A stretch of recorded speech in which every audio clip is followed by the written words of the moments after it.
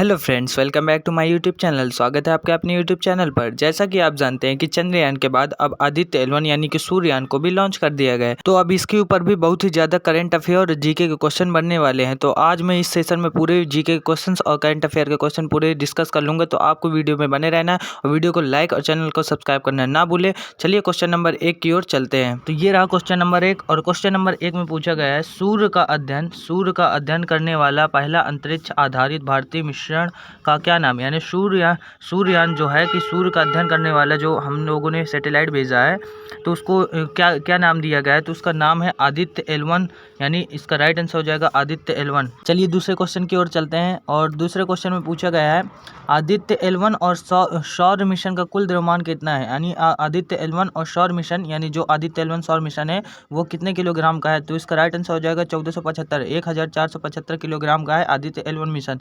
चलिए अगले क्वेश्चन की ओर। अगले क्वेश्चन में पूछा गया है, आदित्य L1 मिशन को कब लॉन्च किया गया था। मोस्ट इंपॉर्टेंट क्वेश्चन कि आदित्य L1 को कब लॉन्च किया गया था। तो इसका राइट आंसर हो जाएगा 2 सितंबर 2023 को लॉन्च किया गया था। 2 सितंबर 2023 को आदित्य मिशन को लॉन्च किया गया था। इसके बारे में थोड़ा पढ़ लेते हैं।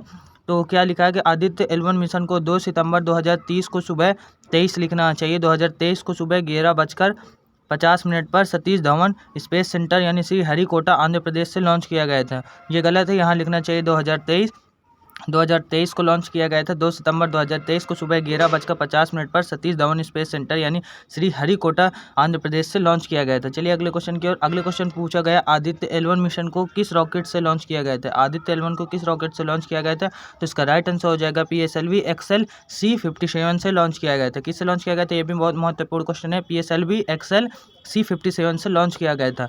और ये बात है कि PSLV का फुल फॉर्म क्या होता है, यानी PSLV को पूरा फुल फॉर्म क्या होता है। तो उसका फुल फॉर्म होता है पोलर सैटेलाइट लॉन्च व्हीकल, यानी पोलर सैटेलाइट लॉन्च व्हीकल इसका PSLV का पूरा फुल फॉर्म होता है। चलिए अगले क्वेश्चन में पूछा गया है, आदित्य L1 किसका अध्ययन करने वाला पहला अंतरिक्ष आधारित भारतीय मिशन है। आदित्य L1 किसका अध्ययन करने वाला पहला अंतरिक्ष आधारित भारतीय मिशन है। तो वो किसका अध्ययन करने गया है। तो वो सूर्य की परतों के अध्ययन करने गया है। सूर्य के बारे में डिटेल अध्ययन करने गया है वो। इसमें क्या लिखा गया है पूरे डिटेल से कि आदित्य L1 पृथ्वी से लगभग 1.5 मिलियन किलोमीटर अर्थात यानी 15 लाख किलोमीटर दूर होने की और निर्देशित रहेगा। यह पृथ्वी पर सूर्य के बीच की दूरी का लगभग 1% है, यानी कि इतनी दूरी पर वह रहेगा और सूर्य के बारे में गहन अध्ययन करने गया है। चलिए अगले क्वेश्चन की ओर। अगले क्वेश्चन में पूछा गया, आदित्य L1 मिशन में L का क्या तात्पर्य है। यानी आदित्य L1 में जो मिशन है उसमें L का क्या तात्पर्य है। तो इसका राइट आंसर हो जाएगा, सूर्य के केंद्र से पृथ्वी के केंद्र तक एक सरल रेखा खींचने पर जहां सूर्य और पृथ्वी के गुरुत्वाकर्षण बल बराबर होती है वह लैंगरेज बिंदु कहलाता है। तो वहाँ पर L का मतलब क्या होता है। L का मतलब है लैंगरेज, यानी लैंगरेज जब सूर्य के केंद्र से पृथ्वी के केंद्र तक सरल रेखा खींचने पर जहाँ सूर्य और पृथ्वी के गुरुत्वाकर्षण बल बराबर होती है वहाँ पर लैंगरेज बिंदु होता है। इसलिए आदित्य L1 में L का मतलब लैंगरेज है। चलिए अगले क्वेश्चन की ओर। अगले क्वेश्चन में पूछा गया, आदित्य L1 मिशन को किस स्पेस एजेंसी द्वारा लॉन्च किया गया था। किस स्पेस रिसर्च सेंटर ने इसको लॉन्च किया था। तो इसरो ने लॉन्च किया। इसरो एक भारतीय स्पेस रिसर्च सेंटर है। तो इसके इसरो के बारे में भी जान लेते हैं। इसरो को क्या है। इसरो भारत की एक स्पेस रिसर्च सेंटर है। और आगे देखते हैं, तो इसरो का मुख्यालय कहाँ पर स्थित है। तो इसरो का मुख्यालय बेंगलुरु यानी कर्नाटक पर स्थित है। ठीक है, इसरो का मुख्यालय बेंगलुरु में स्थित है। और इसरो की स्थापना कब हुई थी। इसरो की स्थापना हुई थी 15 अगस्त 1969 ईस्वी को। इसरो की स्थापना हुई थी 15 अगस्त 1969 को इसरो की स्थापना हुई थी। ये भी बहुत ज़्यादा पूछा गया क्वेश्चन में। और इसरो के संस्थापक विक्रम साराभाई थे, यानी विक्रम साराभाई इसरो के संस्थापक थे। ये भी मोस्ट इंपॉर्टेंट है कि इसरो का संस्थापक कौन था। तो इसरो का संस्थापक कौन था, विक्रम साराभाई थे। ठीक है, इसरो के अध्यक्ष एस सोमनाथ है। इसरो के अध्यक्ष एस सोमनाथ है। ठीक है, इसरो के अध्यक्ष एस सोमनाथ है, याद करिएगा। और अगले क्वेश्चन में पूछा गया है, L1 बिंदु पृथ्वी से कितनी दूर पर स्थित होगा। यानी अभी पीछे पढ़ के गए हैं कि L1 बिंदु जो होगा वो पृथ्वी से कितनी दूरी पर होगा। तो 1.5 मिलियन यानी 15 लाख किलोमीटर दूर रहेगा L1 बिंदु से। ठीक है, पृथ्वी से सूर्य मिशन जो होगा वो 15 लाख किलोमीटर दूर रहेगा। अगले क्वेश्चन में पूछा गया, आदित्य L1 सूर्य पृथ्वी प्रणाली के लैग्रेंजियन पॉइंट के पास किस ऑर्बिट में स्थापित किया जाएगा। किस ऑर्बिट में स्थापित किया जाएगा। तो इसको हेलो ऑर्बिट में स्थापित किया जाएगा। ठीक है, हेलो ऑर्बिट में स्थापित किया जाएगा। चलिए अगले क्वेश्चन की ओर। आदित्य L1 मिशन का प्रमुख विज्ञान उद्देश्य क्या है। यानी आदित्य L1 को क्यों भेजा गया है, इसका मेन कारण क्या है। तो वह पहला कारण इसका है सौर ऊपरी वायुमंडलीय गतिशीलता का अध्ययन करने गया है, वो सौर ऊपरी वायुमंडलीय गतिशीलता का अध्ययन करने गया है, ठीक है।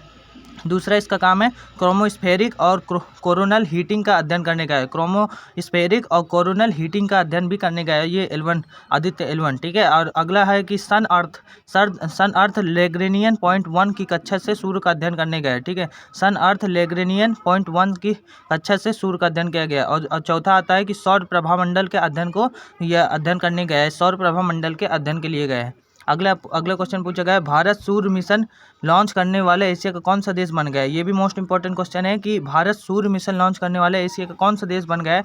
तो वो है भारत पहला देश है जिसने सौर मंडल के लिए अपना एक कोई व्हीकल लॉन्च किया है, ठीक है। तो आदित्य L1 पहला ऐसा सैटेलाइट है या ऐसी प्रक्रिया है जो पहली बार सूर्य का अध्ययन करने गया है। चलिए अगले क्वेश्चन की ओर। अगले क्वेश्चन में पूछा गया आदित्य L1 मिशन लॉन्चिंग के ठीक कितने दिन बाद यह अपने पॉइंट L1 तक पहुंचेगा। यानी आदित्य L1 मिशन लॉन्चिंग के ठीक कितने दिन बाद अपने मिशन के जहां L1 पॉइंट है वहां कितने दिनों बाद पहुंचेगा। तो 127 दिनों बाद वह अपने पॉइंट पर पहुंच जाएगा, ठीक है। अगला क्वेश्चन आता है और ये लास्ट क्वेश्चन है इससे रिलेटेड कि आदित्य L1 मिशन के साथ कितने पोलोड को भेजा गया है। यानी कि कितने पोलोड को भेजा गया है आदित्य L1 के साथ। तो 7 पोलोड को भेजा गया है आदित्य L1 के साथ।